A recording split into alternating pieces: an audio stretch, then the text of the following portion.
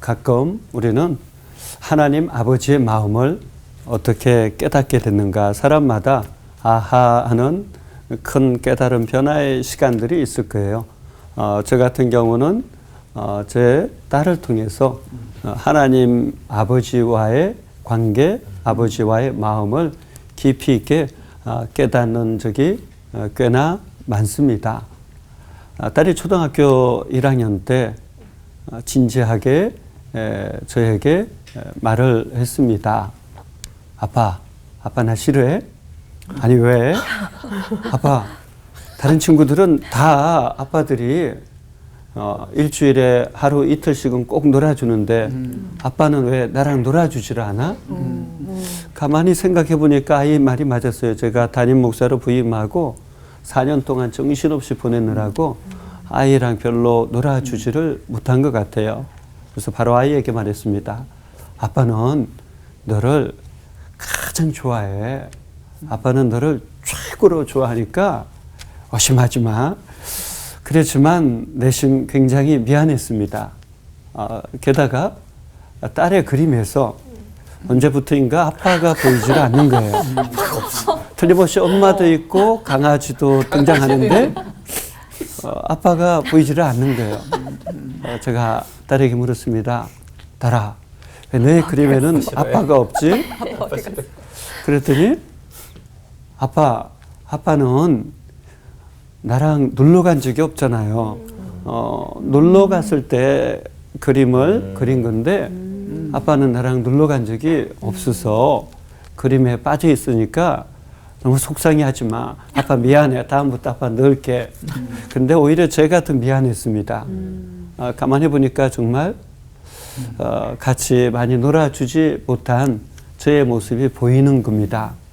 그래서 딸에게 미안하다고 얘기하고 거기서 끝내지 않고 제가 회개를 했습니다.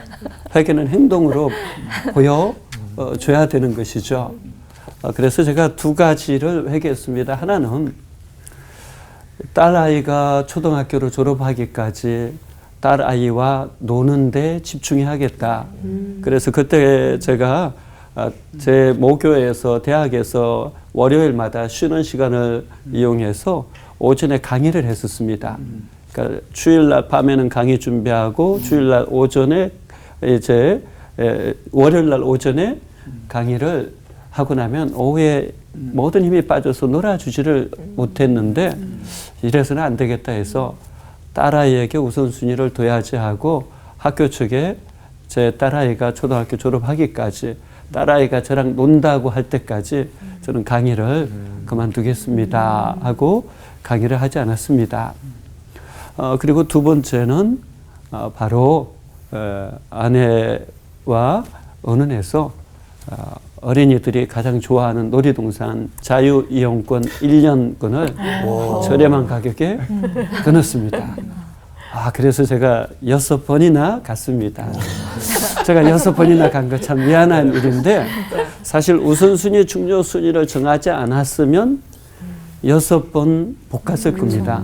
사실은 6번밖에 못 간 거지만 우선순위, 중요순위를 그래도 정하고 1년 자유이용권을 끊어두었기 때문에 6번이나 갈 수 있었던 거죠. 사실 저는 이 일을 통해서 하나님에 대해서 더 깊이 생각하게 되었습니다. 왜냐하면 그 시간 이후로 딸아이의 그림에 아빠가 다시 등장하기 시작했습니다. 그리고 일기장에도 아빠가 등장하기 시작했습니다. 그리고 집에 들어가면 가장 많이 저를 기다리고 가장 크게 기뻐하면서 아빠하고 반겨주고 새벽에 제가 새벽 예배를 조용히 나갈 때도 항상 깨워서 아빠 사랑해 잘 다녀와 인사를 아이가 오늘 새벽에도 깨워서 하더라고요. 그러니까 이 일을 통해서 저는 하나님이 우리를 이렇게 보시는구나. 스바냐 3장 17절 말씀에 너의 하나님 여호와가 너의 가운데 계시니 그는 구원을 베푸실 전능자시라. 그가 너로 말미암아 기쁨을 이기지 못하여 하시며 너를 잠잠히 사랑하시며 너로 말미암아 즐거이 부르며 기뻐하시리라. 이 말씀이 우리를 향해 하시는 말씀이 아닌가 싶어요. 첫째, 주님은 내가 가장 귀하게 여기는 것은 너야 너. 나는 너를 원해. 이렇게 말씀하신다라고 저는 느껴졌습니다. 우리는 헌금 열심히 하면 하나님께 해야 될 일 다 했다라고 생각하기 쉬워요. 교회 봉사 열심히 하면 내가 하나님께 뭔가 다 했다라고 생각하기 쉬워요. 착각입니다. 주님이 가장 원하시는 것은 다른 어떤 것도 아니라 바로 너야 너. 네가 나의 기쁨이야. 이렇게 말씀하시는 거예요.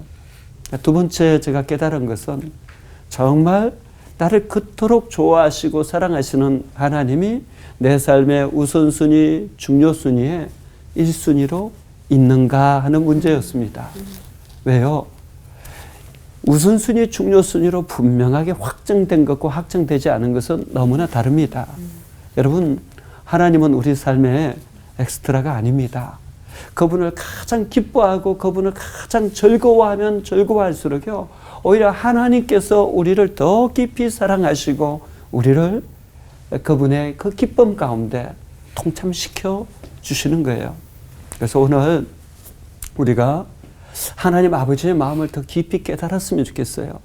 우리가 우선순위, 중요순위에서 하나님께서 나는 가장 귀하게 여기는 것이 바로 너야 너라고 말씀하시는 데 대해서 우리도 하나님, 제 삶의 가장 소중한 분은 주님입니다. 이 주되심의 고백이 우리 삶에 있었으면 좋겠어요. 그래서 너의 하나님 여호와가 너의 가운데 계시니 그는 구원을 베푸실 전능자시라. 그가 너로 말미암아 기쁨을 이기지 못하여 하시며 너를 잠잠히 사랑하시며 너로 말미암아 즐거이 부르며 기뻐하시리라. 이 말씀이 여러분의 삶의 자리에, 여러분의 신앙과 삶의 자리에 늘 함께 하시기를 바랍니다. 기도하겠습니다. 하나님, 우리를 겉으로 기뻐하시고 사랑해 주셔서 감사합니다. 우리도 우리를 가장 사랑하시는 주님께 늘 함께하며 또한 가장 우선순위에 주님을 두게 하여 주옵소서. 그래서 더 풍성한 삶을 경험할 수 있도록, 하나님과 더 친밀한 사귐을 경험할 수 있도록 은혜 베풀어 주옵소서. 아멘. 예수님의 이름으로 기도하옵나이다. 아멘. 김동호 목사님은 손주를 보면 진짜 그 마음을 알겠다 그러시잖아요. 기뻐하고 막 이 공중부양이 되시고 가시니까. 저는 제 딸이 가끔 시험을 보고 오면 그 하나님의 마음을 좀 느끼는데 정말 잘 보고 올 때가 있어요. 그럴 때는 보면 엄마 닮은 거고요.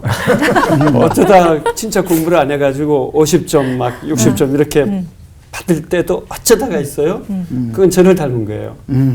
제가 학교 다닐 때 다 집에 가라 가 뭐 그리고 양 가 막 계속 이랬거든요.